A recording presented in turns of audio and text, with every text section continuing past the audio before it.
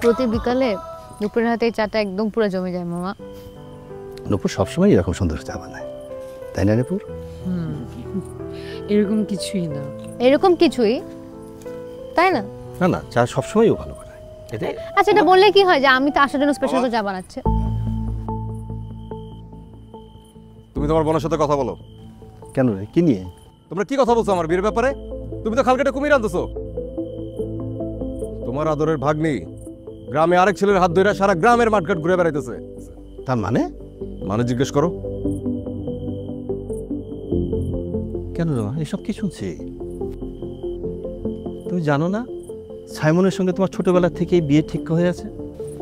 না মামা, আমি এই ব্যাপারে কিছু জানি না। কেন, তোমার মা তোমাকে কিছু বলেনি? না, হয়তো বলেছে, আমি তেমন গুরুত্ব দিইনি। দেখেন, আমি একজন ইন্ডিপেন্ডেন্ট মানুষ, আমার নিজস্ব ইচ্ছে আছে, মতামত আছে, এবং আমি সেই অনুযায়ী সবসময় চলি। আর বিয়ে সবচেয়ে গুরুত্বপূর্ণ একটা ব্যাপার। এই ব্যাপারে আমার মতামত সবার একই থাকার কথা।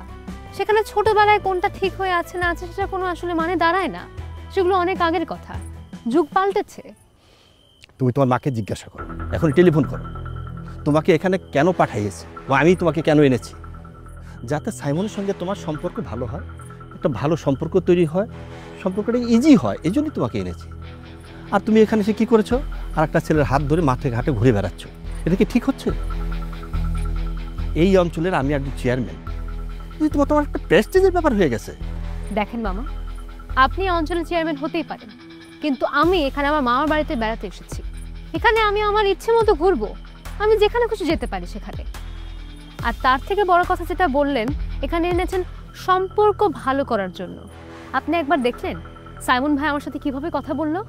উনি আমাকে কি পরিমাণ অসম্মান করে কথা বললো, আপনি সেটা একবার দেখলেন? আমি ওনাকে আমার ভাইয়ের চোখে দেখি, সেখানে বিয়ের কথা তো আসেই না। আর যে আমাকে এত অসম্মান করে কথা বলে, তার সাথে কোনো কথাই আসে না। মামা, আমি রুমে যাচ্ছি, আমার এই ধরনের কথা শোনার কোনো প্রকার ইচ্ছা নেই। মাকে ভিতরে নিয়ে যাও। সাইমন, কে কে এই কাজ করেছে?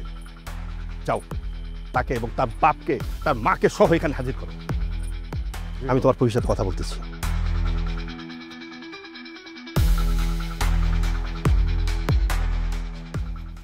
দাদা বাদাম দে, এইভাবে গ্রামে পড়ে থেকে তোর জীবনটা ধ্বংস করছিস। কাজ ভাগায় চুইলাস। আরে ইয়া চাকরি ছিল না তোমার? হ্যাঁ, এটা চাকরি পাওয়ার পর যে কি ধরো পরীক্ষার কথা বলছিলি তো, এটা দিলে আরো ভালো চাকরি হয়।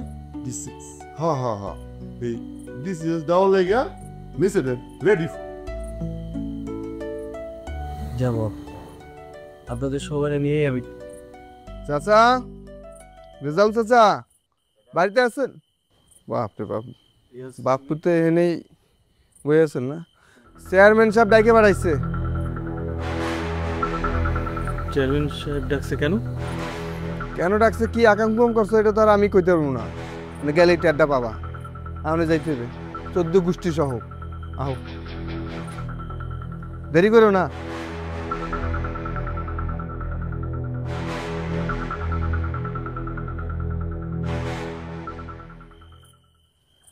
রেজাউল,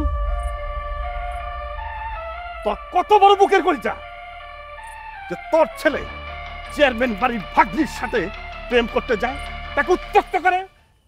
চেয়ারম্যান সাহেব, বেয়াদবি নিবেন না। আমার ছেলে আপনার ভাগ্নির উত্ত্যক্ত করে না।